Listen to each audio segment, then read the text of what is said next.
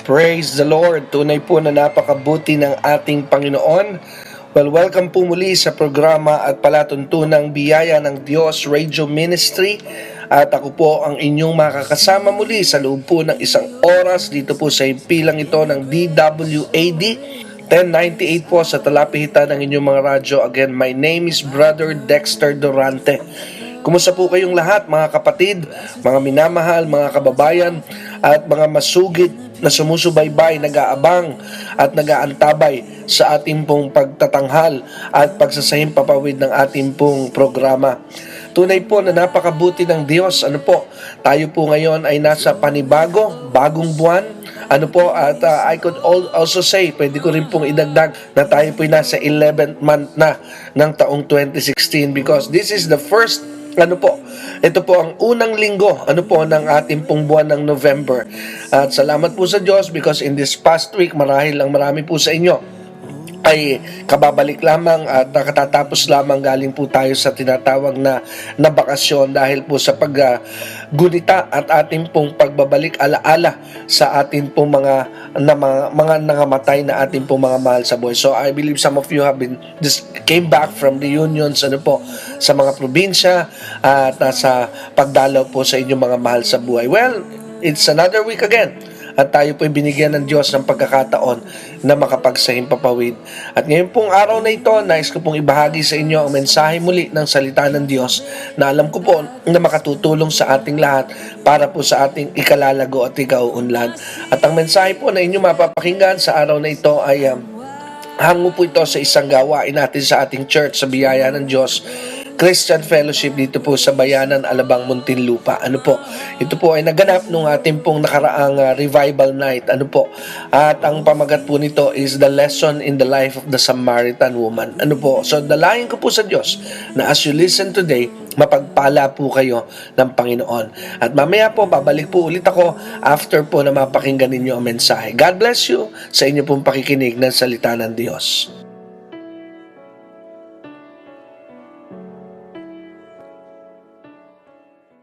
Gagamitin ko po sasamantalahin yung opportunity to let you watch something. Because this past 2 weeks it's very alarming and I sense it na hindi ko po ito ini-ignore, ayoko po itong baliwalain because there is a certain channel sa cable na kung tawagin po ay History Channel. Sino ang pamilyar? Pakitaas ang kamay. Doon sa mga may cable. Amen. So yung mga naka-antena, wag ka nang tumaas ng kamay. Amen. Amen. So yung mga naka-cable lang. Amen.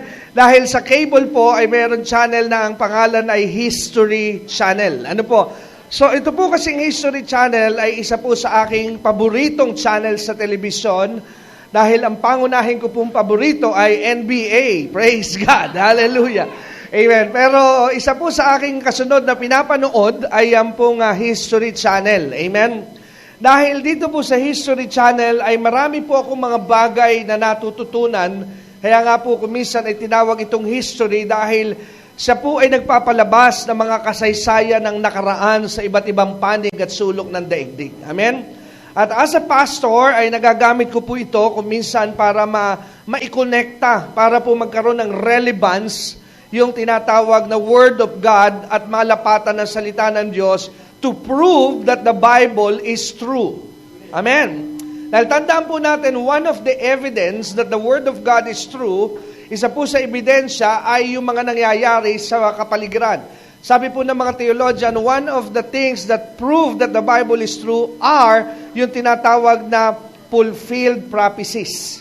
Ano po yung fulfilled prophecies? Yung mga naganap at nangyari na mga hula o propesiya. Amen? Dahil tandaan po natin, the Bible was written somewhere 2,000 at yung iba sa Lumang Tipan, ilang libong taon na nakalilipas nung sinabi po ng Diyos yun through His prophets. At nakikita po natin na nagmamanifest yung mga sinabi ng Panginoon. So siguro po ay tayo na po ang may kakulangan pag hindi pa rin po natin pinaniwalaan na salita ng Diyos ay totoo. Amen? So kaya po yung History Channel ay isa po sa aking paborito yan. Pero this past 2 weeks, ay paulit-ulit kasi 2 linggo na at ngayon po yung week na huli, ay meron po silang produce na segment, meron po silang ginawa na na palabas sa History Channel na ang tinatalakay po nila ngayon ay 10 ways that the world will end. Amen? At meron pang isang pamagat, the apocalyptic end. Ano po, yung po ata yung title. So ako po ay na-attract doon sa kanilang palabas dahil doon po ay tinatalakay nila yung mga signs na talaga pong wala na po, nasa wakas na po tayo ng, but may nagbago ata yung aking sound, ano po, para akong naging bata. Ano po, yung kanina medyo kaya lang merong feedback, yun na lang kanina. So, mapapansin po natin na, kaya sabi ko ay, I don't want to ignore dahil, sabi rin nung commercial nila nung una, kaya inabangan ko, sabi 10 ways that the world will end, at sabi nung slogan, nung History Channel, don't say we don't warn you. Mabigat po yun. Sa Tagalog, sabi, wag ninyong sasabihin na hindi namin kayo binigyan ng babala. So, nung nabasa ko po yun, I felt like someone is speaking to me, not just the TV. Amen? Na nagbibigay sa akin ng paalala that we are approaching the end of the generation. Amen? Mamaya po, habang kayo kumakain, para lalo kayong ganahang kumain, papanoorin ko kayo kung na nagwawakas na po ang mundo. Para ma-imagine ninyo na pwedeng yan na ang huling kain ninyo. Amen? Di ba? Napakasarap. Amen? Kaya habang kayo po'y kumakain mamaya, I will take the opportunity para po panoorin ninyo dahil ang maganda rin po rito is they are not just documenting. Kaya po ako ay nagkaroon ng interest because History Channel is not a Christian channel. Amen? Ito po'y secular. It's a worldly channel. Pero sila po ngayon, ang kanilang reference is Bible. Hindi po ba yun ay amazing? Na kinukuha nila ngayon yung mga nangyayari sa daigdig na nakikita nila ngayon na yun ay sinabi sa Biblia. Amen? Kaya makikita po natin na malapit na po tayo. Alam niyo po, pag may iniintay ka, ano po ang basihan na malapit na yung iyong iniintay? The time, yung orasan. Di po ba? Halimbawa, you have an appointment 9 o'clock. So binabantayan mo po, pag 8:30 na, malapit na, pag 8:45, malapit na. Tama po ba? But the time clock of the world is not your watch, but what is going on around us. Amen? Yung nangyayari po sa paligid. Kaya mamaya makikita po natin doon yung mga nangyayari ngayon at maintindihan po natin that what is going on with the world today is not a coincidence. Coincidence, it's not an accident, but it is the plan of God. Amen? Kaya kung kayo po'y walang mga lakad, ay pwede po kayo magstay para mapanood nyo po ito. Amen? So, but for now, tayo po muna ay dumako na at dumiretso sa salita ng Diyos. Handa na po ba kayo sa Word of God? Amen. So, ang salita po ng Diyos na akin pong i-share sa inyo ngayon pong unang linggo ng buwang ito ng November. Medyo ilang buwan na lamang po. We are only left 1 month and how many days? Ano po? Bago po magtapos ang 2016. Amen? At sabi ko nga po, if I reach December 31, 2016, ay napakasaya ko po. Amen? Dahil in my spirit, ano po, sa aking personal na kalooban, parang hindi matatapos ang 2016. Amen? The church will be out. Amen? The church will be out. But the world will still continue. Kaya nga like ko po ibinibilin, pag dumating ang panahon, it was a Sunday, at pumunta po kayo rito sa church, and there is no pastor, amen, and the only people you see here, gagamit lang ako na halimbawa, kasi nung ginamit ko ito sa Green Hills, nalungkot yung ginamit ko. Ba't naman ako ang ginamit mo, pastor? Amen. Sino po ang gustong magamit muna ngayon? Siguro yung hindi request ni Jeng, si Dominic. Amen. This is just for the sake of example. Amen. And you came here on time, 10:30 in the morning, at everything is open, the church is ready, pero si Dominic lang ang narito. Amen? I want you to know, and I want you to remember, you might be left behind. Hello? Amen? Kung 10:30 na at walang nagdadatingan at isa lang ang taong naririto, at kayo lamang ni Dominic ang naririto, pwede pong marinig nyo sana ang salitang ito, maaring naiwan kayo. Hello? Amen? And the world will still continue, but the church has already ended. Dahil tayo po ay naniniwala sa doktrina at paniwala na bago po mangyari ang mga paggunaw at pagkagulo at pagwasak ng mundong ito, the church of the living God will be removed. Amen? Aalisin po muna ang simbahan ng Panginoon. Amen? So bago po magkaroon ng mga chaos and disaster, the church is out. Dahil consistent po ang salita ng Panginoon sa kanyang mga pangako at salita, na makikita po natin yung mga pattern. Amen? Makikita po natin yung footprints na bago po mangyari ang mga disaster, inalis po muna ng Diyos ang simbahan. He started it in the life of Noah. Before the flood came, Noah and his family is out of this earth. Before the fire came down sa Sodom at Gomorrah, yung pamilya ni Lot was already taken out. Amen? Kaya doon po'y pinakikita ng Panginoon what is His future plan for the church and for the world. Amen? Kaya meron po tayong tinatawag na assurance that God will protect us. Amen? Kaya nga po itong end time, there's nothing to be afraid. Sabi mo sa iyong katabi, hindi dapat itong katakutan. Amen? Ang nais ko pong ating isipin, the more we see the signs is the more we are happy. Ang dapat po nating maramdaman na the more na nakikita na natin ang mga palatandaan, dapat tayong lalong sumasaya. Bakit? Because a runner is always happy when he saw the finish line. Ang tumatakbo po ay napakasaya pag nakikita na niya ang finish line. I don't know any runner yung sumali sa takbuhan na pag nakita yung finish line, nalulungkot. Matatapos na. Hello? I know that every runner, when they saw the finish line, they are more encouraged, they are more happy, they are more motivated. Why? Dahil natapos na. Naalala ko po noon, hindi po ako lubhang mahilig sa running, pero one day, naimbitahan po ang ating church ng isang body ministry sa The Fort, sa Bonifacio, na that was my first ever. Sabi ko nga ay parang first and last na, hindi na nasundan. Yun ang kauna-unahan at sa katayuan ngayon ay parang yun ang huli pa lang na nasa lihang ko na tinatawag na fun run. Amen. Doon lamang po ako napasali ng fun run in my life. Ano po? At yung pong nasa lihan namin ay medyo nakakahiyaman. Napaka-iksi nga. Pang 3K lamang kami. Amen. Kasi hindi na namin kaya yung mga sumunod. Ano po? Kasi 3K, ano ba yung kasunod? 9K, lalo na yung 21. Ano po? Mga pang-monster na yun eh. Ano po? Yung mga 20. So pang 3K lamang kami, kasama ko po ang aking ama, kasama ko po ang aking mga kapatid, maging ang aking may bahay. Alam niyo po, nung nagsimula, nung tumakbo, ang saya, ano po, ang dami. Kumpulan. Pero habang dumatagal na, nawawala na yung mga kasabay mo, ano po, parang buhay Kristiyano rin yan. Sa umpisa, ang dami, pero habang tumatagal, nawawala na iba. Iba-iba na nararamdaman. May mga nawawala na ng pera, may mga sumasakit na, mga balakang, kaya nag-aalala nga matatapos ko pa kaya. I saw the Christian life as like a running thing. Amen? Pero kahit po tayo nahihirapan, ang isa pong natutunan ko, let us always have one goal, and that one goal is to finish the race. Meron po kasi na sumali, nagsimula, nung nakaramdam na ng pagod, umayaw na, iba umuwi na. Sabi niya, okay lang, pan lang naman ito eh. Amen? Pero mahalaga pa rin po na matapos po natin yung takbuhan. At nung kami po yung nagsimulan tumakbo, marami kang mararamdaman na hindi mo nararamdaman dahil mas masarap pong umupo. Amen? Pero iba po pala pakiramdam pag nakita mo na yung nakalagay, finish.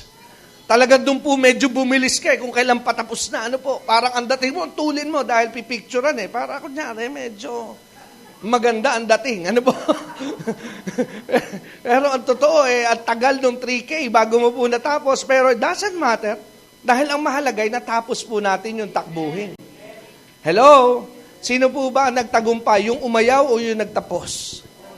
Yung nagtapos. Amen? Kaya nung makakarating po kami sa finish line, iba po pala ang pakiramdam talaga. And signs were designed upang makita po natin that we're almost there. Kaya nga sabi po ni Jesus said, when you see all these things coming to pass, ano po ang kanyang paalala? Well, you look up to heaven for your redemption draweth nigh. Amen? Pag nakita mo na raw po ang mga bagay na ito na nangyayari na tumingala ka lagi sa langit dahil malapit na ang katapusan ng iyong takbuhin sa ibabaw ng lupa. And I am always looking forward of that life that God has prepared for us in heaven. Amen? Sino po rito ang gusto pang narito sa lupa? I want to be here. Amen? Dahil alam ko pong mas maganda ang buhay saan? Sa kabila. Amen. This is not the real life. Sabi mo nga sa iyong katabi, paalalahanan natin na isa't isa, hindi ito ang totoong buhay. Amen. Ang tunay na buhay ay yung pagkatapos nito. That's the true life. Amen. So ngayon po, ngayong umagang ito, I want you to turn your Bibles today dahil tayo po ay magkakaroon mamaya ng communion. At nais ko po na pag ginawa po natin ito na rin po ang mensahe, ay alam po natin ang dahilan kung bakit po natin ito ginagawa, because I always believe na hindi po natin pakikinabangan ng isang bagay pag hindi po natin alam ang dahilan. So turn your Bibles to 1 Corinthians chapter 11. Samahan niyo po ako sa sulat ni Pablo sa unang Korinto, ang kapitulo po ay 11. At atin pong kunin yung isang talata na binanggit po rito ni Paul when he wrote to the church in Corinth. Ang sabi po sa verse 26 ng 1 Corinthians chapter 11. Ang sabi po sa verse 26, dahil dito sa talatang 26, dito po binanggit kung ano po yung purpose, ano po yung layunin, why the church was instructed by the Lord to observe communion. Ang sabi po sa verse 26, for as often as you eat this bread and drink this cup, you do show the Lord's death till He comes. So, ang Diyos po magpala ng kanyang mga salita, atin na po itong pag-usapan, atin na po itong pag-aralan.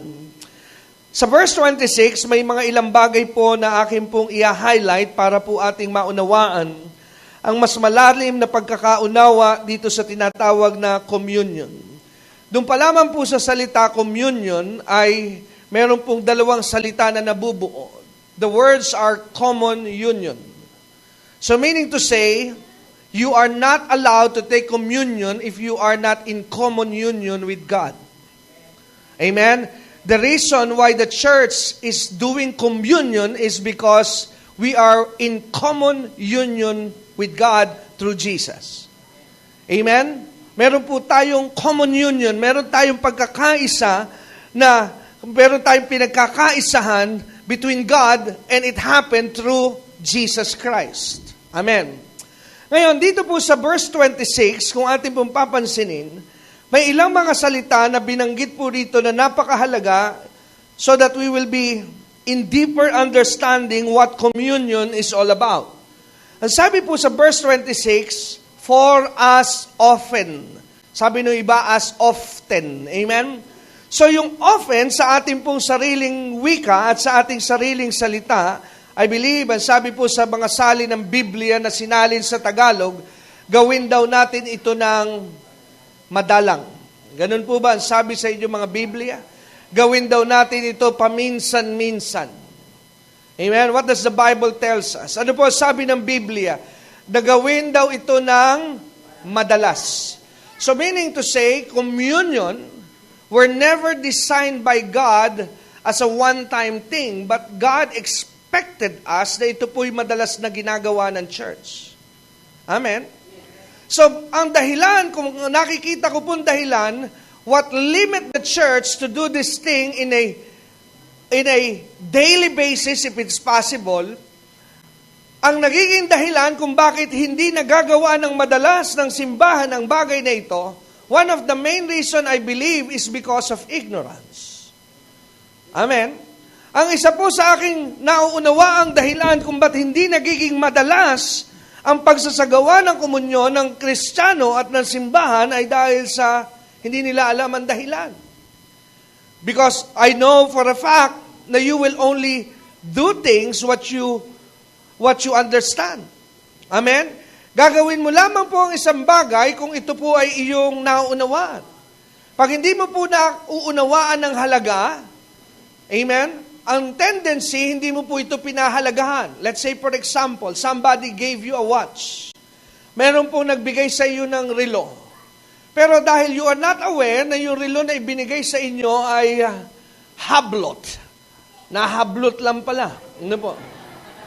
Amen. Pero I don't know if you're familiar with that brand. It was a so expensive watch. Amen.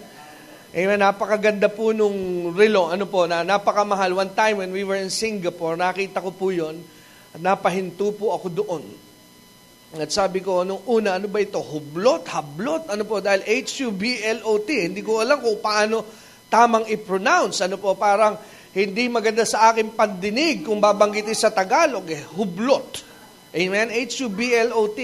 At nung aking pong tiningnan, ano po, ang pinakamura ay 500,000 in our money. Ano po? At ang sabi ko, napakamahal pala nito. Para ka nahablutan nito pagka napabili ka. Ano po? But it was a good watch. Ano po? It was a good watch. Amen? Pero kung ikaw po'y walang kalahating milyon, pwede ka, I give you a tip. You can go to Green Hills, you can buy 2,000 pesos. Amen? Hablot na hablot po ang dating mo noon. Ano po? Pagka nakasuot ka noon. Amen? So, anyway, sabi nung aking kakilala, sabi nung tsuhi ng aking may bahay, ang sabi niya, ako, mahilig ako sa relo, pero hindi mo ako mapapabili ng mga mahal na relo. Sabi ko, Tito, parang ikaw ang mahilig sa Rolex at sa Omega. Mahilig po siya. Sabi niya, bibigyan kita ng tip. Sa Green Hills lang to. Hello? Bibili ka lamang nung Class A. Binigyan ako ng tip. Ano po?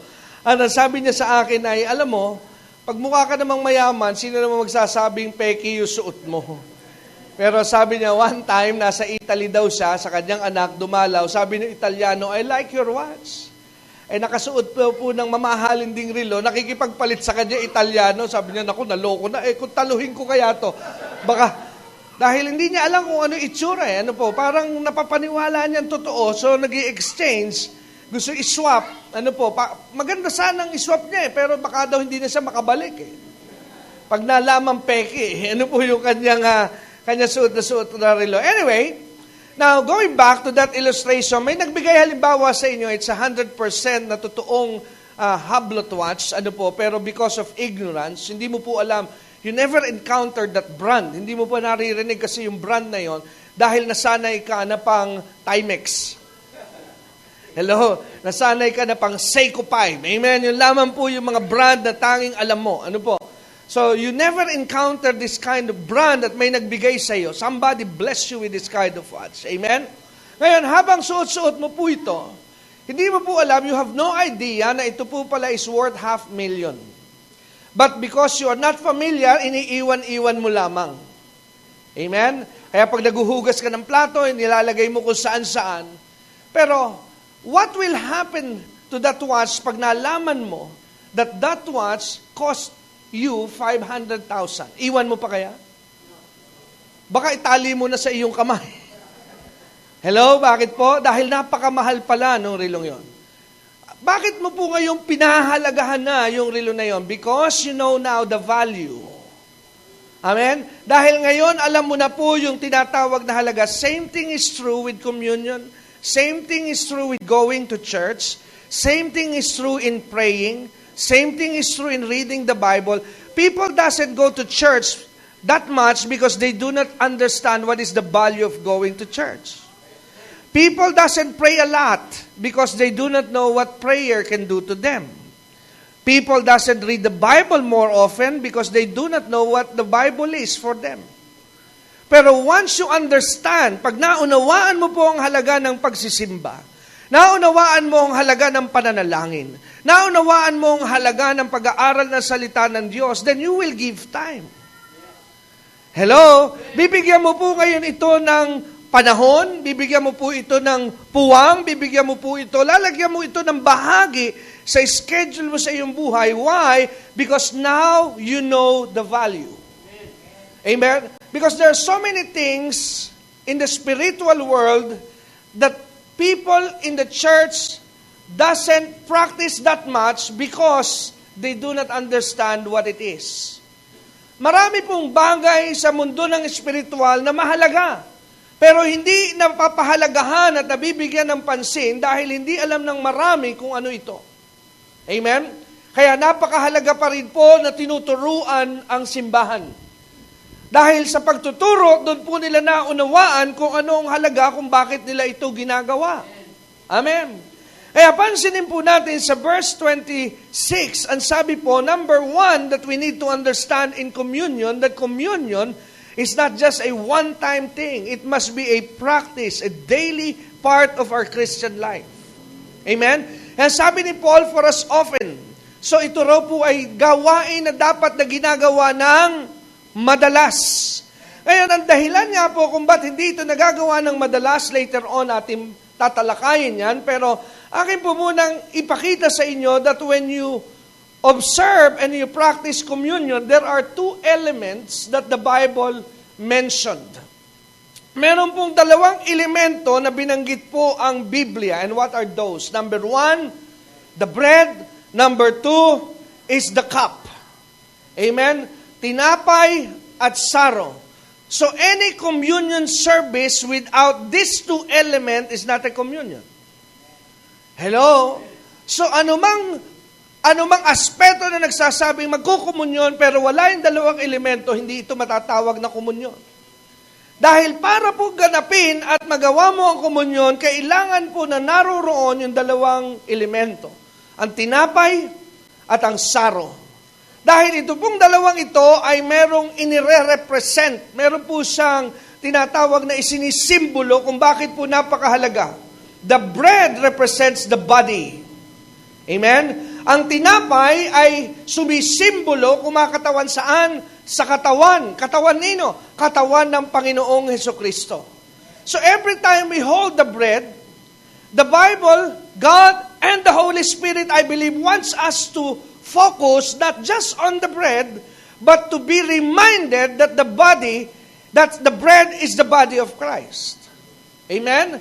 Na ang katawan ni Kristo ay kinakatawan ng tinapay. So ano po ba mga ipinapaalala sa atin nung tinapay? I believe God wants us to be reminded that the body of Jesus received all the punishment. Tinanggap nito ang lahat ng parusa from head to toe. I don't know any parts of Jesus' body that was not afflicted. If you would imagine what Jesus had been through mula po sa ulo hanggang sa talampakan, everything in His body was tormented. Mula sa ulo, nilagyan po siya ng koronang tinik. And some Bible scholars believe na almost 1 inch po ang laki nung mga tinatawag na tinik na yon na inilagay kay Jesus. And for you to understand also, na nung ginawa po yung koronang yon na may mga tinik, hindi po yun ipinatong lamang kay Jesus. Ha? Isinalpak po yun sa ulo. With force. So meaning to say, it does not just sit on the head of Jesus, but every thorns went into His skull. Hello? And every thorns na pumasok po kay Jesus, there is a meaning. There is symbolical representation. Ano po ang narito sa bahagi ng iyong ulo? That is where your brain is. That is where you think, right? So kaya yung pong koronang yun ay nilagay rito so that every wicked imagination, everything that you think that is evil and not appropriate, there is a payment, and the payment is that crown that was put into the head of Jesus. Amen? At kung ikaw rin po ay pinapasok ng dyablo ng tinatawag na nadidisturb ka sa iyong tinatawag na kaisipan, nababahala ka sa iyong kaisipan, you have to go back and remind yourself that Jesus has already paid for every curses in your mind. Amen. Kaya sa ulo ni Jesus, isinalpak po yung tinatawag na tinik na yon. And every parts of His body, sa likuran, hinagupit, nilatigo, amen? At sa kanyang mga kamay, nakatanggap po ng mga tinatawag na pako hanggang sa kanya pong paa, ay nakaranas po ito ng mga sugat at parusa. Not any single parts of the body of Jesus was exempted from beating and from torment. Kaya nga po, ang katawan ni Kristo ay nagpapaalala sa atin every time we come to the communion table, it reminds us that we no longer need to suffer because Jesus has already suffered everything for us. Amen. Kaya yun po yung inire-represent ng tinapay. Now, what about the cup? Now, yung saro po, kung ating papansinin, most of the time, ginagamit po dyan ay red wine, everything that is red, or grape juice. May isang tao na nagtanong sa akin one time, Pastor, is it possible to use a water? Ang sabi ko, I don't see any problem, wag lamang gin. Hello? Wala akong nakikitang problema because what I do believe is not the material na ginamit mo. Because if wala pong availability ang red wine at saka yung grape juice, kung yun lamang magiging dahilan para hindi ka mag-communion, di naman po tama ata. So kung meron ka soft drinks, meron kang tubig, tubig is common. Mahirap mawala ng kahit sino man sa tahanan. Tama po ba? So pwede na po yun as long as you know what it is and what it represents. Hello? As long na naunawaan mo po kung ano ni-represent ng cup. Kasi kaysa naman naka-red wine ka, naka-grape juice ka, hindi mo naman alam kung para saan. Hello? Amen? So it doesn't serve the purpose. So, kaya kahit po ito'y tubig, soft drinks, amen, ang mahalaga is you know what it represents. And the cup represents the blood of Jesus. Amen? Inire-represent po ng saro ay dugo ni Kristo na nabubuo sa kanyang katawan. And that blood was taken into heaven.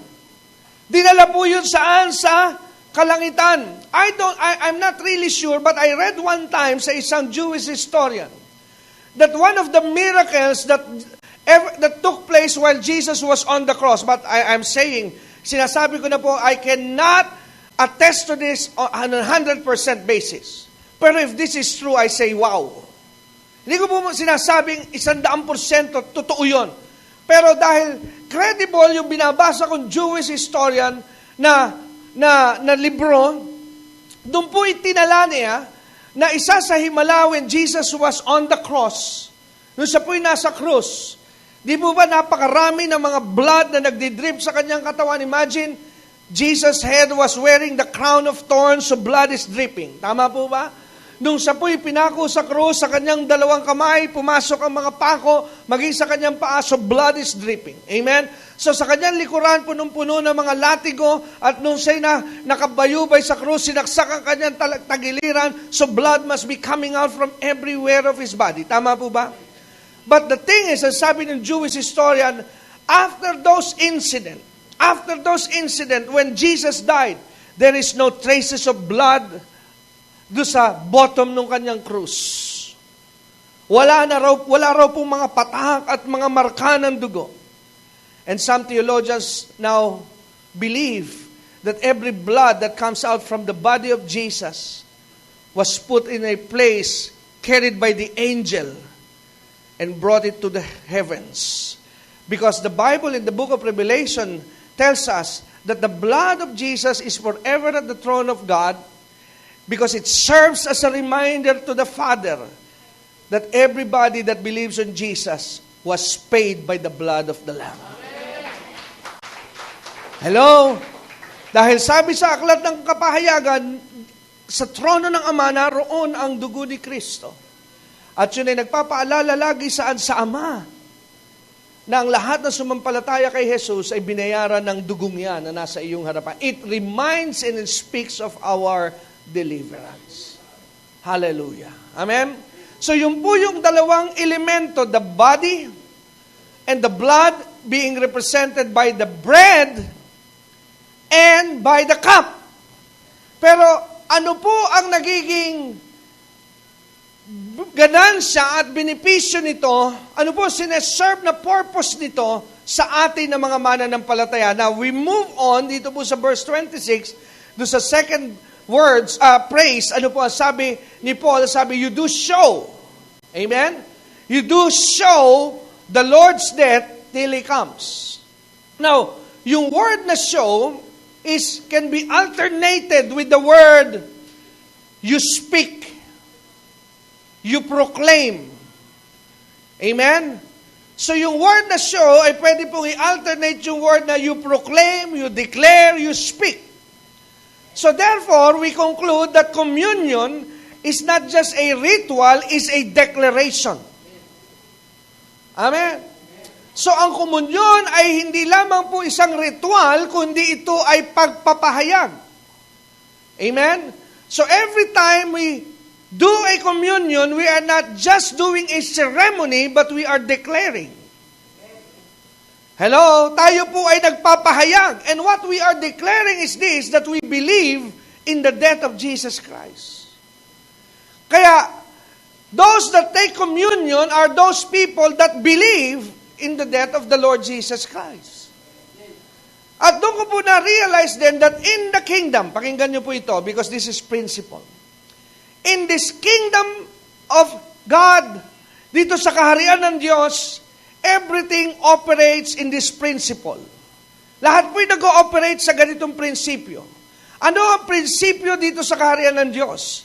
Believing and speaking what you believe. Ulitin ko po. Kingdom principle is so easy. It goes in just one pattern. Believing and speaking what you believe. Paniniwala at pagpapahayag sa iyong pinapaniwalaan. The reason why there are so many people in the body of Christ doesn't benefit from this kingdom thing is because they do not know the principle. Para maranasan mo po ang benepisyo ng kaharian ng Diyos, kailangan mo pong gamitin ang prinsipyo. Let's say, for example, let me just use this term. In the kingdom of God, there is a currency because every kingdom has a currency. Hello? Ang bawat kaharian at bawat bansa ay merong currency. What is currency in Tagalog? Meron pong pera. Amen. Sa Pilipinas, our currency is called peso. Now, sa Amerika, their currency is called dollar. Now, if you go somewhere dito sa Dubai, ang tawag sa kanilang pera ay dirham. Tama po ba? So, ano pa po? If you go to Thailand, ang pangalan ng kanilang currency ay baht. Amen. Now, think about this para maintindihan niyo po yung konsepto. Because I do believe that everything we do here on earth is patterned in the kingdom of God. So, if you have a peso, meron ka pong 500 peso, let's say. Then you go to America. Punta ka po sa US, may nakita ka po doon na chocolate. Nakalagay po doon is, one pack is only amounting to $2. Now, sa ating pong pera, $2 is, what is the exchange rate today? I think 48 na, no? Tumaas na po. So, lagay na natin sa 50 para hindi masyadong mahirap ang estimate. So, $2, that would be 100 pesos. Tama po ba? So, 100 piso, halimbawa yung isang pack. Nakita mo sa Amerika, $2, no, 100 pesos lang. Tama, meron akong 500 pesos. So, if you buy that, di ba in your mind, susuklian ka pa nga dapat ng tindera ng how many? How much? 400. Tama po ba? Because that thing is only $2, so 100 pesos, 500 ang pera mo. Ay babayad mo ngayon yung 500. Sa tingin mo, pagbibilhan ka. Ano sasabihin sa iyo ng tindera doon sa Amerika? Eh, palit mo muna ng dolyar yan, di tinatanggap dito yan. Vice versa. Nalaman mo na, halimbawa, nalaman mo na sumakay ka ng taxi, medyo di na uso, no? Uso na ngayon yung kila Jody, Uber. Nalaman mo, ang bill mo sa Uber is 100 din. So, Amerikano ka, foreigner ka. Sabi mo, 100 lang. Eh, meron ako dito. Bayaran na lang kita, $2. Tatanggapin mo ba yun? Tatanggapin. Kung peke. Amen. Pero magugulat ka. Lalo na sa mga convenience store, hindi ka agad yan tatanggapin. Kahit dolyar yan. Tama po ba? It will not be accepted. Why? Because that is not the currency here. That is not how we operate here. Now, dito maraming Kristiyano ang salat. Because they do not know that from the kingdom of the world, God moved you to His kingdom. Mula sa pagiging makasalanan, dinala ka niya sa kanyang kaharian, and now you are living now in a different kingdom. Now, as a child of God, sa bagong kaharian ng Diyos, sa bagong iyong kaharian na kinabibilangan, there is a system how they operate. Amen? Kaya nga po, in order for us to understand the system, the Bible is your manual. Hello? Kaya sabi na iba, I don't have time for the Bible. Then you're saying you don't have time in learning the kingdom. Kasi the Bible is your manual for this kingdom. Amen. Kaya hindi mo po pwedeng i-separate ang iyong sarili as a child of God with the Word of God. Because as a children of God, your life must be bounded. Amen? Your life should be operating under the kingdom principle of your new kingdom. Amen. At sa kaharian po ng Diyos, may iba pong sistema. At ang sistema po at ang paraan para mag-benefit ka sa kaharian ng Diyos, it operates in two principles, by believing and confession. Ulitin ko po, believing and confession. Dahil napakahalaga po nito sa buhay natin bilang mananampalataya. Now, I'll give you an example. Paano po ginawa ng Diyos ang sistema para maligtas ang tao?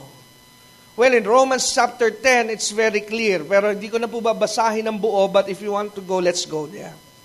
Samahan niyo po ako sandali sa Romans 10 so that everybody would know, amen, what is going on. Now, if you go to Romans chapter 10, atin pong pakinggan ang sulat ni Pablo sa mga mananampalataya na nasa Roma nung panahong iyon. Because here in Romans 10, he discussed the process on how a person could be a child of God or be saved. Now, if you are there in Romans 10, go to verse 8. Now, ang sabi po sa verse 8 ng Romans 10, ano po ang sabi? Sabi ni Paul, but what saith it? He's talking about the Word of God. What does the Bible say? What was the Bible is saying about this topic, this issue? Ang sabi po sa verse 8, the Word is nigh thee or near you, even in thy mouth. So, dalawa raw po ang, in verse 8, there are two places in your life that the Word of God must be placed. Number 1, in your mouth. Number 2, in your heart. Some people just put the Word of God in their mouth, but it's not in their heart. So the Word of God is not working. Some people in the body of Christ put the Word of God in their heart, but they never put it in their mouth. It's not working as well. Because the Word of God is designed to be in your heart at the same time in your mouth. Meaning to say, your belief must align with your confession. Hello? Kailangan po ang iyong paniniwala ay kaparehas ng iyong nguso, ng iyong pinapahayag. Mahirap po kasi yung iba ang nasa puso, iba ang inunguso. Hello? Paano yung paso? Hindi ko ata maintindihan. Meron namang ibang inunguso, iba nasa puso. Hindi ko ata maintindihan, Pastor. Make it plain. Parang ganito. Sa kanyang puso, naniniwala siya na siya ay malusog. Pero ang kanyang uso naman na lagi sabi, masakit pa rin. Is it aligning? Hello? Sa nguso naman, dahil ayaw mapahiya, naniniwala ako pinagpala. Sa puso naman, paano kaya mangyayari yun? Hello? Amen. So, hindi po magkasundo ang nguso at puso.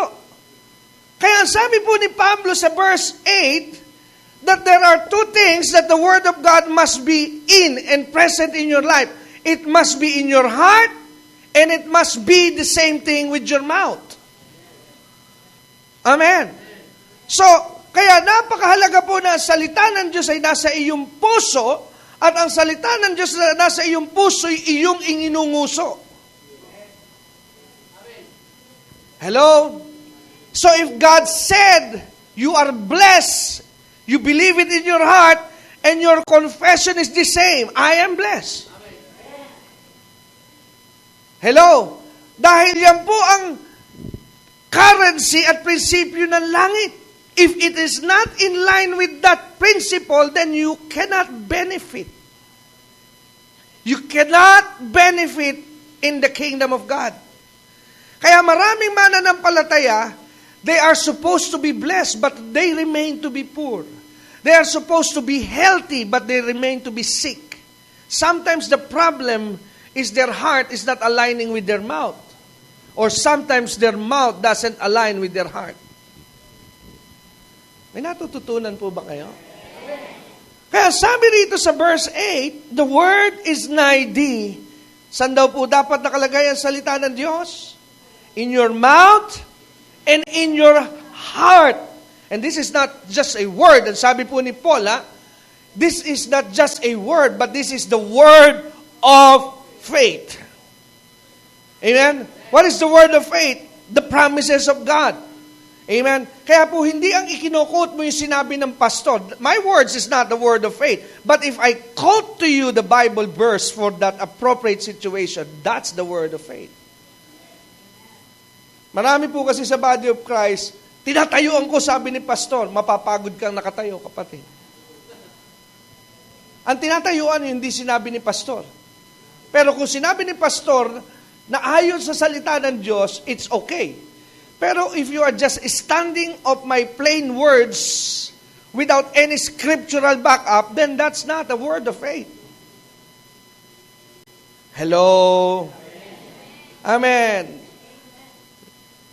Can I give you a suggestion? Don't be a fanatic to your pastor, but be fanatic to the Word of God. Hello? Huwag kang maging panatiko sa pastor, maging kang panatiko sa salita ng Diyos. Paano nagiging panatiko ang isang tao? I'm not saying it's wrong to believe and trust your pastor as long as he's in line with the Word of God. But there are times na wala na sa katotohanan sa salita ng Diyos yung sinasabi, tinatayuan mo pa rin. Hello? Tandaan po natin, it will goes down to this. Only the Word of God will stand. My words will fail, but the Word of God will never fail. Ang salita ko'y pwedeng mabigo at pwedeng masira, pero ang salita po ng Diyos hindi nasisira. Kaya nga po, I'm bringing you to put your trust in God and in His Word. Amen? Inaakay ko po kayo na magtiwala saan? Sa salita ng Diyos.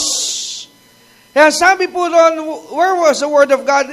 Saan po dapat inilalagay ang salita ng Diyos? Sa mouth and heart. And that's not just but a word, but it is called the word faith. Now watch this, verse 9. That if thou shalt confess, sabi ni Paul, look at verse 9. Confess with thy mouth, pinapayag ng iyong labi, sino? Na si Jesus ay Panginoon, but it doesn't stop there. Pero yun ang unang stage. Ipinapahayag ng iyong labi na si Jesus ay iyong Panginoon. And, ang sabi ron, shall believe in thine heart. Naniniwala sa kanyang puso na binuhay siya ng Diyos mula sa mga patay. What will happen to that person? Ano raw po mangyayari sa isang tao na nagpahayag sa kanyang labi at naniwala sa kanyang puso kay Jesucristo? Ano magiging epekto? Ang sabi, thou shalt be saved. It doesn't say that once a person get into the church, once he became a member of a religion, that doesn't, it was not mentioned there. Hindi po yan binanggit dyan sa verse 9, dahil ang binanggit lamang po dyan ay pinaniwalaan mo sa iyong puso at pinahayag ng iyong labi na si Kristo ay Panginoon at naniniwala kang siya'y nabuhay mula sa mga patay. What is the result? You are saved. Amen.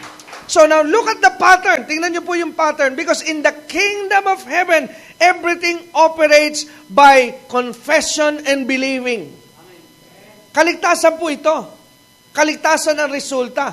Pero alam niyo ba mga kapatid, akala nung iba, madali siyang maliligtas, pero yung siya'y baguhin ng Diyos ang buhay, mahihirapan yon. Ibang paraan doon. No, it's still the same. Actually, go to Mark 11. I'll show you something here. Samahan niyo po ako sa Mark 11. At kung kayo po ay nasa Mark chapter 11, turn your Bibles now to verse 22. Let me pick up in verse 22 now.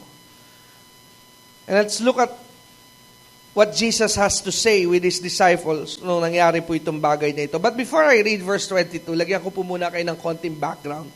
Pero hindi ko na po kayo dinala para basahin pa yung buong storya. But just for you to understand what's going on.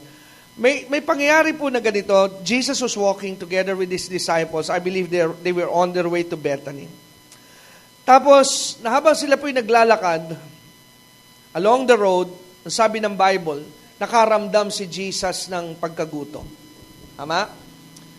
Now, habang nakaramdam si Jesus ng pagkagutom, natawag ang atensyon ng Panginoon do sa puno ng igos, fig tree. Amen? So nakita ni Jesus yung fig tree, and that time, sabi ng Bible, punong-puno yun ng dahon. Amen? The leaves were there. Nung lumapit si Jesus sa fig tree, wala siya nakitang pakikinabang, walang bunga. Hindi naman po siya kambing, kaya hindi niya pwede kainin ng dahon. Ano po? So from there, ang sabi ni Jesus, dahil wala siya nakitang bunga, sinumpa niya yun. Sabi niya, starting today, you will not ever bear fruit. Amen? Sinumpa ni Jesus, then iniwan. Hindi pinansin ng mga disciples yun. Ngayon, pag nakarating na sila doon sa lugar, bumalik. Doon din sa the same route. Ano po?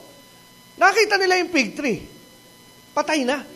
Tuyo na, lanta na. Na-recall ngayon nila, sabi nila, yun yung fig tree na kinausap ni Sarah. Paano nangyari yun? Sabi niya, tuyo na ngayon. Amen? Pero may mga Bible preacher na ini-interpret siya na ganito. Pag ginamit yung teksto niya, sabi niya, yan ang classic example ng Kristiyanong hindi namumunga, susumpain ka ng Diyos. My goodness. Amen? Pero if you will interpret that story in a proper context, it has nothing to do with a Christian. Because remember, the fig tree always represent the nation of Israel. In the Bible, yung fig tree, nire-represent po niya lagi ay Israel eh.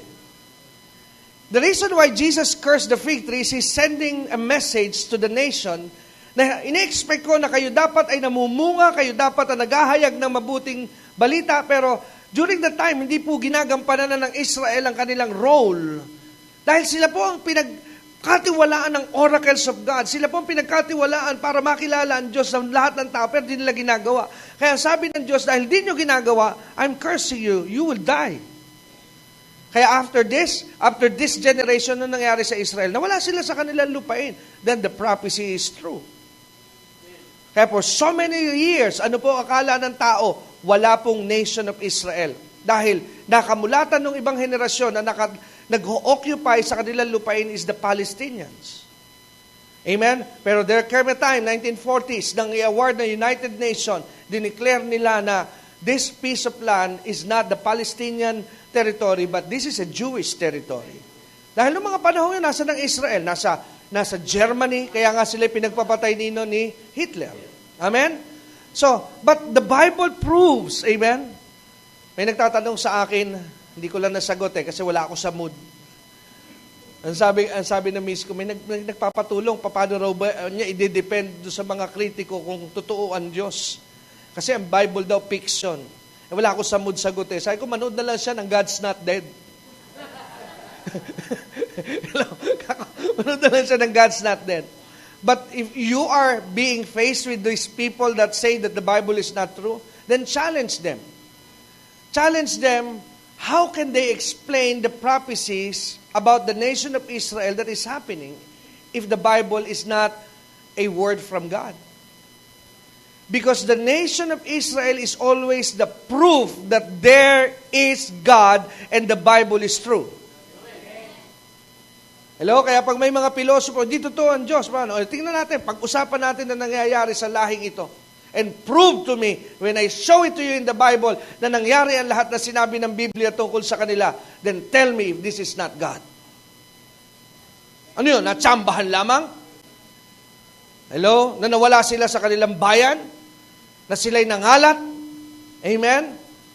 Natsambahan lamang na sila'y pinalayas, tas ibinalik muli? Pero nasa Biblia na sinasabi sila'y palalayasin, pero babalik? Come on, that's not a coincidence. That is a prophecy. Hello? Amen. So, kaya the fig tree is the nation of Israel. It's not the Christian. Amen? Hindi po ito Kristiyanong hindi namumunga. Now, but Jesus is trying to show them some more deeper things. Pansinin niyo po. Pagdating sa verse 22, dahil now na-realize nila yung nangyari sa fig tree, if you would notice in verse 21, hindi ko na po binasa, nagtataka doon si Pedro. Pero pa verse 22, Mark 11, ano po ang sabi ni Jesus? And Jesus said unto them, have faith in God. Amen? Magtiwala kayo, manalig kayo saan?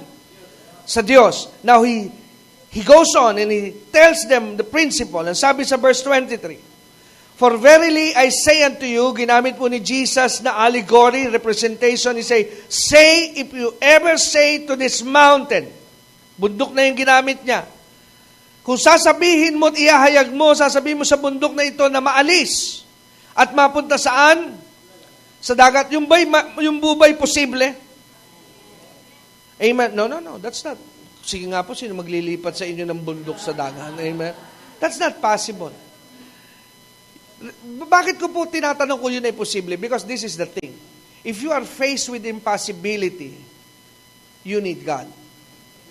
But if it is possible for you, you don't need Him. Kaya kung nakalagay ka ngayon sa isang sitwasyon na napaka-imposible, let's say nasa isa kang sitwasyon na mahirap ka na makabayad sa iyong utang. Dahil everything is losing, ang laki na ng iyong nawala sa iyo, matanda ka na, wala ng fresh opportunity para yumamang makabalik ka sa magandang buhay. Imposible na yan, di po ba? But if you're facing in a situation that seems impossible now in the natural, you are in a good position to trust God. Hello? Dahil ang isang tao nasa imposible, pag nagtiwala sa Diyos, He will turn the impossible things into possibilities. Kaya nga sabi ni Jesus sa Luke chapter 2, what is impossible with man is always possible with God. Kaya kung sabi ng doktor, you are having a sickness that is incurable, ano dapat respond if you're a child of God? Praise God.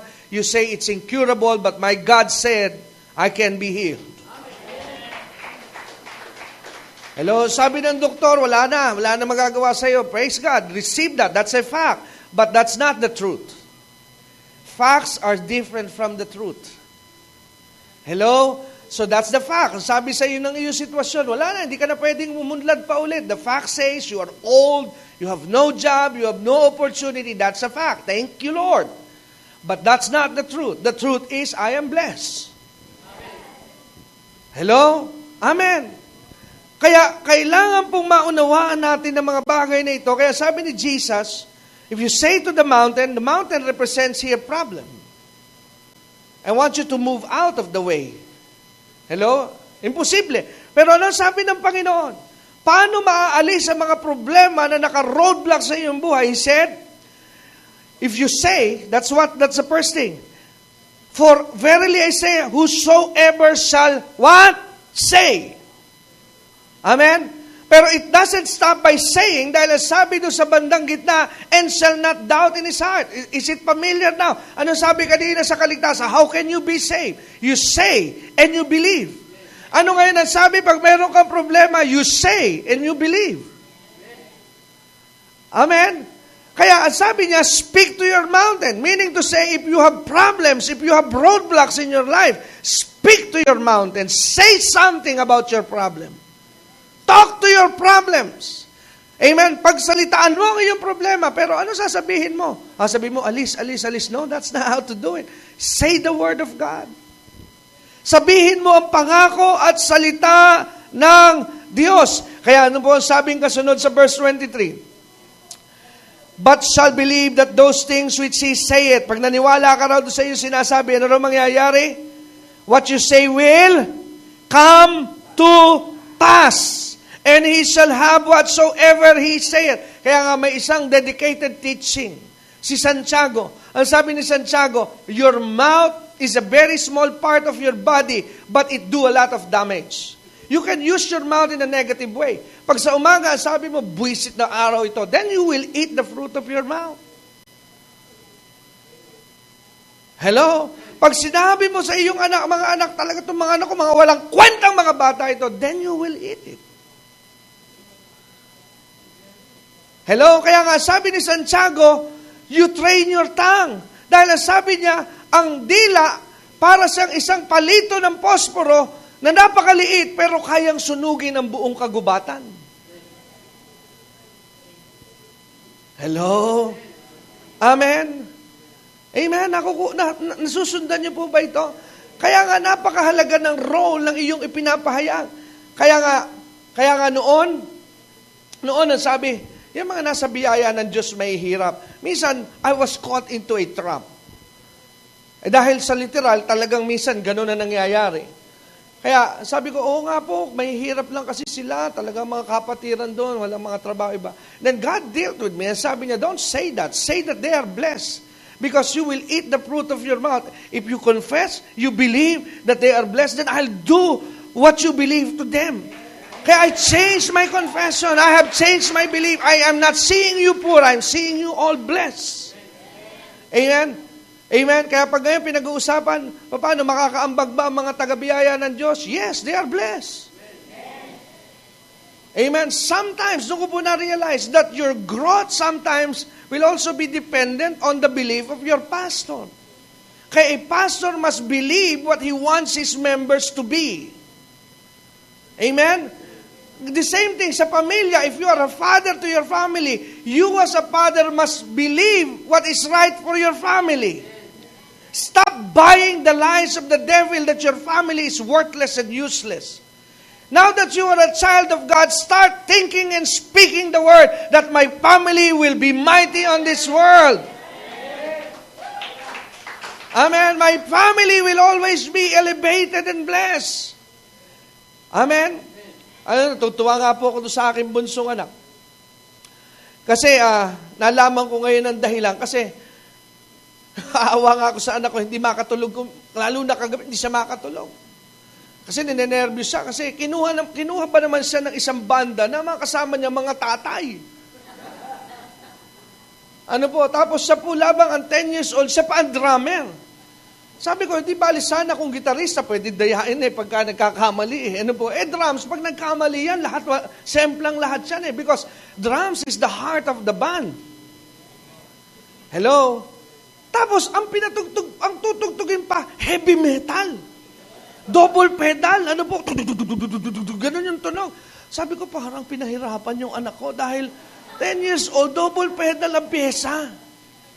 So medyo ninenervyos ako, kaya nung unang ginagawa ko ng paraan. Sabi ko, tawag ako doon sa dating drummer, kay John, alam ko, marunong ka pa paano mga team. Hanggang Singapore, inihingi ko ng tulong kay Japong. Sa sobrang nervyos ko po dahil matindi yung pyesa. Kasi sabi ko, parang may hirapan. Pero, the Lord corrected me one day at sabi niya, you confess that your son and your daughter will be mightier on earth. And I'm doing that. I'm magnifying your son. At nalaman ko doon sa kanya, professor, ang sabi, kaya ko po pinagkatiwalaan si Zach. Because sobrang improvement ng bata. At kung pumalo siya, para na ring mga matatanda. Kaya nilevel ko sa mga matatanda. Hello? So you will eat the fruit of your mouth. Hello? Kaya nga po, if you are a father or a parent to your family, kung ikaw po'y nanay na lamang at ikaw lamang ang Christian, renew your confession about your children. Start speaking good things. Start speaking the promises of God to your children. Speak the word that God wants them blessed in this time. Hallelujah. Huwag yung ikaw ang unang-unang walang kwenta itong mga anak na to, wala talagang mga buhay ito. No, you are putting them in bondage. Hello? Sa'yo katabi, ayoko ng mga ganitong usapan. Amen.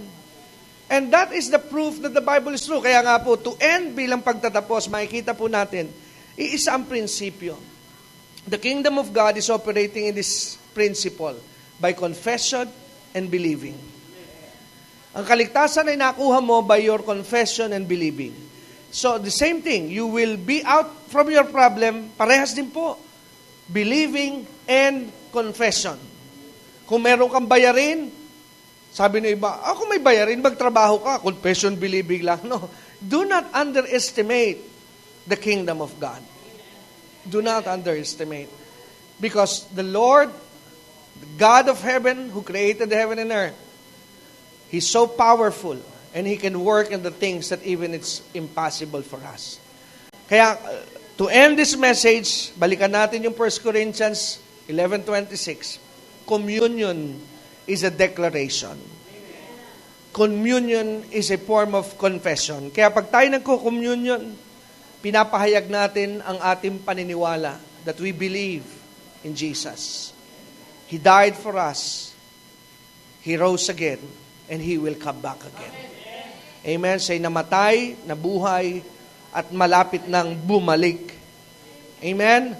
Kaya ang komunyon ay pagpapahayag na naniniwala ka na ikaw ay babalikan ni Jesus. Amen. Let us all stand up. Tayo pong lahat ay tumayo. And let us pray. Hallelujah. Praise God. Jesus. Okay. For 2 minutes, atin pong i-apply ang ating mga natutunan, narinig ngayong umagang ito. Let's apply what we heard and what we learned. Sige po, tayo ngayon, let's start confessing. Kung meron kang wallet, kunin mo yung wallet. Kung wala, bag. And then speak something good to your wallet. Amen? Sige po. This is weird, ano po? Pero tandaan po natin, everything in the kingdom of God is weird to our mind. Amen? Amen? And I am challenging your faith. Amen? For this 5 days na darating from Monday to Friday, and you come back here on Sunday, speak the word of God into your wallet. Magkakaroon ka ng mga matitinding himala. Malalaking pabor. Sige po, speak it up. Don't look to me. Amen? Narinig niyo po ang salita ng Diyos. Amen. Let's practice what we believe. Amen. Pahayag mo ang pangako ng Diyos. Sabi ng pangako ng Diyos, the Lord will supply all my needs. Amen. Sige po. Pahayag mo sa iyong circumstances. Kaya hindi ka magkukulang. Dahil lahat ay tutustos ng Diyos. Sige po. Pero be sure na ang iyong pinapahayag, ganun din ang paniniwala ng iyong puso. You are not doubting. You are believing. Hallelujah. Yes, Lord. Hallelujah. Hallelujah. Hallelujah. Yes, Lord. Hallelujah. Now, if you are sick, kung meron ka namang nararamdaman ngayon, hawakan mo ang bahagi na may nararamdaman ka and speak the word. Sabihin mo, by His stripes, I am healed. Amen? Amen. By His wounds, I am healed. Hallelujah. Speak what you believe. Glory to God. Sige po, start declaring if you are sick in your body. Hallelujah. Hallelujah. Yes, Lord. Yes, Jesus. And if you have your children with you, kung dala mo ngayon ang iyong mga anak, ipatong mo ang iyong kamay sa kanilang balikan at sabihin mo, I am declaring that my son, my daughter is blessed. Sige po, they will be mighty here on earth. Sige po, pahayag mo. Amen. They will be top. They will always be on top. That's what God said. Amen. We will be the head and not the tail, above only and not beneath. Pahayag mo sa iyong anak that your children will be mighty. Hallelujah. Jesus, hallelujah, Lord. Praise your name, Lord. Glory to God. Dakila at makapangyarihang Diyos, narinig mo po kung papaanong nanalig at nagtiwala ang iyong mga anak. Gaya na sinabi mo sa iyong salita, have faith in God. And we do that today, Lord. We have faith in your words, Lord. And Lord, now, it is your time, Lord. Ginawa na nila ang kanilang bahagi to believe in you. Now, I am praying that do your part. Gawin mo ang iyong bahagi. Respond to their faith. Respond to their faith, Lord. Mag-respond ka po sa kanilang pananampalataya na binitawan nila ngayong umagang ito. At maranasan nila, when they come back on Sunday, they will experience, they will say na naranasan nila ang lahat ng kanilang ipinahayag because you are true to your word, Panginoon. Because our words and our hearts now aligned, Panginoon. Nag-align ang aming puso at ang aming mga labi ngayong umagang ito. Maraming salamat po, Ma, sa pangalan ni Jesus. Ang lahat po'y magsabi ng Amen. Hallelujah. Praise God. Salamat po sa Diyos sa mensahe na Kanya pong pinahintulot na dumaloy po sa atin po ngayong araw na ito. Well, nawa po ay napagpala po kayo ng mga revelation na ipinagkaloob po sa atin regarding dyan po sa mensahe ng Samaritan woman. And I believe that the Lord, through the Holy Spirit, has opened up something and has spoken into your hearts and given you a direction, a light, and an understanding tungkol po sa kanyang kalooban at sa kanyang salita. Well, narito na naman po tayo sa huling bahagi ng ating pong programa at napakabilis po ng 1 oras. Sabi ko nga po, I think 1 hour is sometimes it is not enough. Amen? Pero ang katotohanan po, the reality is tayo po 1 oras lamang na nagsasahimpapawid ng ating programa sa radyo.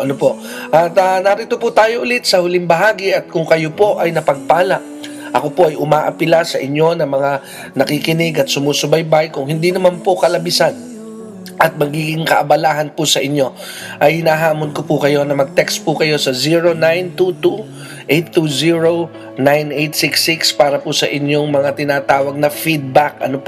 Kung papaano nagiging blessing po sa inyo ang pakikinig ninyo sa palatuntunan ito. Yan po kasi ay nagiging gamit din po sa amin at nagiging hamon sa amin dito sa ministeryong ito because doon po namin nakikita that the Lord is using this ministry to impact and touch your life. Kung kayo po ay may mga panahon at hindi naman po kaabalahan sa inyo, i-text nyo po kami sa 0922-820-9866. At dyan din po sa numerong yan ay pwede nyo pong i-text ang inyong mga prayer requests and we are so much happy to pray for you. Kami po ay masaya na ipapanalangin po namin kayo at madadala namin sa Panginoon ang inyong mga prayer requests. Ulitin ko po 0922-820-9866. Mga kapatid, nais ko rin po ihamon ang gawain ito. Alam niyo po, lagi ko po sinasabi sa hulihan, the gospel is free. At yan po'y totoo. Hindi po mababago ang katotohanan. Wala pong bayad talaga ang ebanghelyo. Ngunit, para po ito'y madala at maipagpatuloy, ito po ay gumagastos ng mga malalaking halaga po ng salapi. Dahil meron po tayong mga gastusin at mga pinaglalaanan ng mga bayarin, para po lagi po nating maging maisakatuparan ang pangangaral ng salita ng Diyos. At ito po yung ating ginagawa dahil tayo po'y naniniwala na malaki po ang natutulong nito sa marami pong buhay at maraming kaluluwa. Kaya ako po ay lumalapit sa inyo kung kayo po ay napapagpala ng gawain ito. And the Lord is speaking to your hearts na maging ka pong covenant partners to your giving and prayer para po sa pagpapatuloy ng ministry ito. Malaki pong tulong ang inyo pong maipadadala sa gawain pong ito.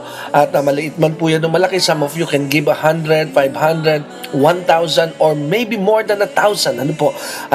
Yan po yung magagamit natin sa pangaral ng salita ng Diyos. Narito po ang paraan kung paano po kayo magiging gamit sa ministeryong ito ng Biyaya ng Diyos Radio Ministry. Padala nyo lamang po ang inyong kaloob, tulong pinansyal sa ating pong BPI Carmona Branch. Ulitin ko po, BPI Carmona Branch. Ang bangko po is Bank of the Philippine Island at ang ating pong account number, ito po ang account number ng ating pong bangko, 0989-347-837. Ulitin ko po, here is the account number ng ating pong BPI account, 0989-347-837, and the account name po is Dexter Durante. At kung hindi nyo po nakuha yung detalye ng ating bank account and the Lord is challenging you to give, text nyo po ulit kami sa 0922-820-9866. At mga kapatid, pinakikiusap ko rin po, if you will be sending your love gift and donations through bank, i-text nyo po kami because we will be sending you some appreciation. Magpapadala po kami sa inyo ng pasasalamat, ng mga token of appreciation because you have responded to the challenge na ibinigay po sa inyo ng Panginoon. At ngayon din po mga kapatid, akin po kayong inaanyayahan kung gusto niyo pong patuloy na makapakinig ng mga pangaral ng salita ng Diyos. You can always visit our website sa www.dexterdurante.com. So ulitin ko po, www.dexterdurante.com. Nandun po ang ilan at mas maraming pangaral ng salita ng Diyos na pwede niyo pong mapakinggan 24 hours a day, 7 days a week, 365 days in a year. So yan po ang ating mga ministeryo. At kayo po ay kung walang church, inaanyayahan ko rin po kayo. I would love to see you. Kung wala po kayong dinadaluhan pang simbahan, and you're looking for one, meron po tayong gawain every Sunday, 10:30 in the morning. And the other one is 2 o'clock in the afternoon sa 3rd floor, CRM Building. Dito lamang po yan sa National Highway ng Bayanan, Muntinlupa. Nasa kanto po yan ng Bautista Street. Ano po? Sa tapat ng Pleasant Village, dito po sa may Bayanan, malapit sa tinatayong Avida Mall. Ano po? Sa ilalim po ng building, ang landmark po is Mercury Drug. At dalayan ko po na makasama namin kayo, and I would like to see you in person and pray for you. Ano po? So yun lamang po. Ito na lamang po ang akin pong mga announcement sa ating po ministry, and God bless you po, at dalayan ko na sa mga susunod tayo po'y magsama-sama muli at patuloy ninyo subaybayan ang palatuntunan ito. God bless you. Again, my name is Brother Dexter Durante, nagsasabing mahal na mahal tayong lahat ng ating Panginoon.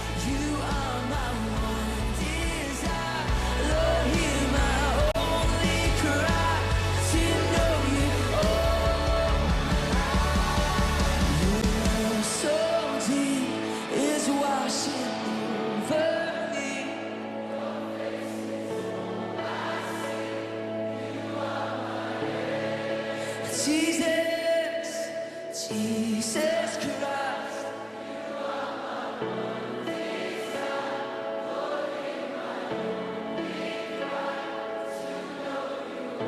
Come on, one more time.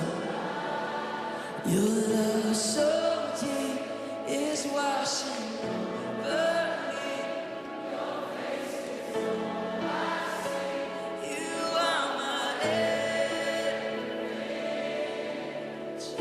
Jesus.